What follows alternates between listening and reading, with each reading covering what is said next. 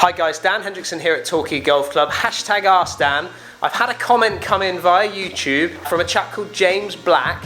Now James wants to know which hybrid he should purchase. He's looking at the Titleist H1 hybrid. Titleist make a 27 degree and they make a 25 degree. He's trying to get to 26 degrees and he wants to know, should he go for a 25 degree and loft up, or should he go for a 27 degree and loft down? I've got a couple of hybrids here in the studio. We're gonna try this test. I'm gonna take two hybrids, I'm gonna loft one up, loft one down. Let's see what numbers it brings. Let's see if it helps James purchase the right hybrid for his bag.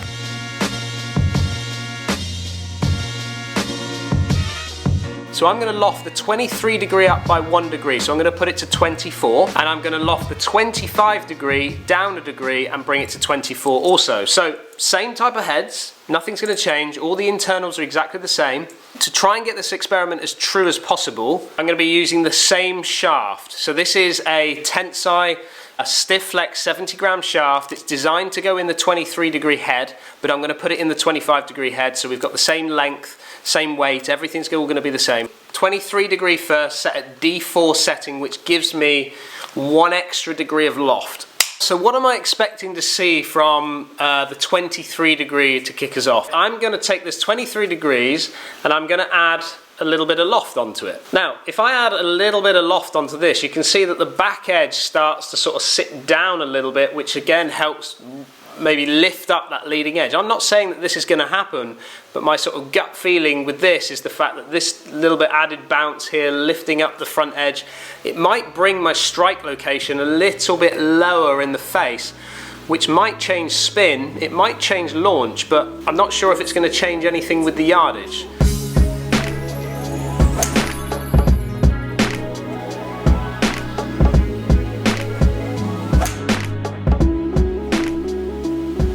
So we're going to put this 25 degree up now.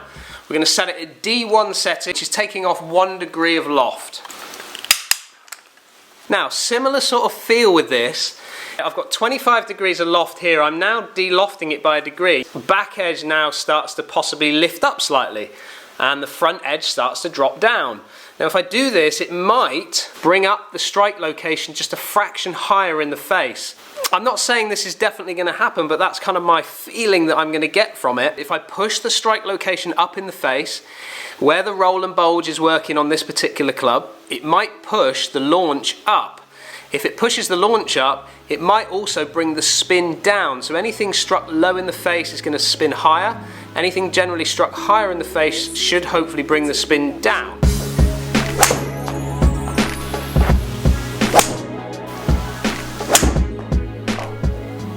Okay, so I've hit 5 shots with each club.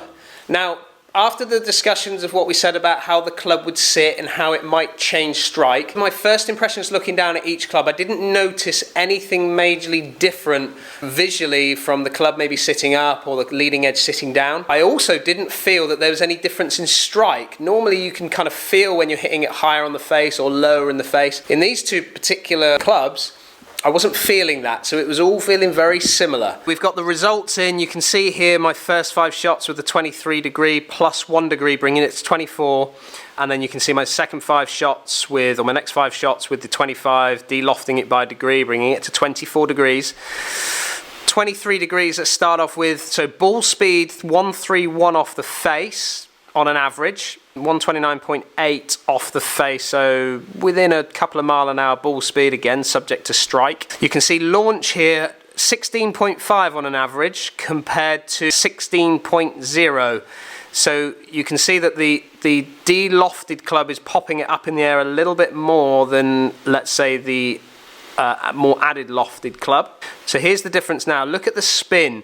4785 with the de-lofted 25 degree and 5,297. So 5.3 with the added loft to the 23 degree.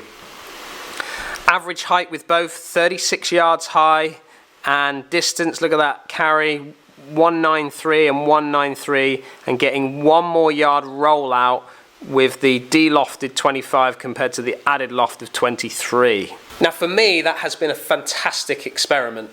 They're both 24 degrees of loft, but you can see there that as I change the way in which that club performs, so as I'm moving that 25 degree down, I'm pushing that top end forward slightly, it's moving my strike location higher in the face, which is causing the ball to launch higher and spin less. As I take that 23 degree and add loft to it, it's lifting up that front edge, which is ultimately moving my strike location lower in the face, which is causing it to launch a fraction lower, but then spin more. Now, what does this all mean? Well, really, when it comes to James making his decision, and for all of you out there making your decision, you know, strike location and the way in which the ball performs off the face is obviously quite an important factor. Now, for James, if he's a high spinning golfer, then I would suggest that he needs to move into the club that's going to possibly spin it a little bit less. So therefore, the 25 de-lofting it might just help him reduce his spin levels. However, if he's a low spinning golfer, then maybe moving into the 23 degree and lofting it up slightly, moving his strike location a little bit lower, might just help him get a little bit more spin on the ball. Great experiment. The end result is you need to go out and test and have this fitted for you properly by a fitter. But it's really, really interesting to see that the same lofts, same club really to a degree, it's just changing the performance, but ultimately they're going the same yardage. Let me know how you get on. What did you think of this video? Have you tested this yourself? This is the first time I've done it and it's been a great experiment for me. Put your comments down below. Don't forget to subscribe. Thanks for watching and look forward to catching up with you soon. #AskDan.